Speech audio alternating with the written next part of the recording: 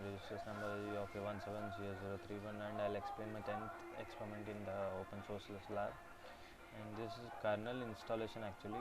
So my aim is to just study and implement the kernel installation, and kernel is a Linux kernel exists which can be further divided into 3 levels at the top in the system called interface, and these are the basic command names. Uname underscore oid displays the information about the system, and TOR stands for tape archive, and LN stands for link, also known as symbol link or soft link. It is a special type of file that points to another.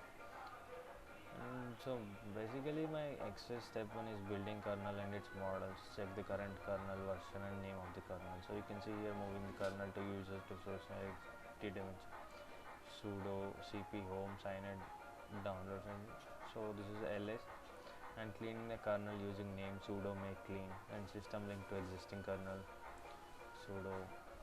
This is system link to existing kernel, so this is my existing kernel and this is linking to it, and making target files sudo make meaning configuration.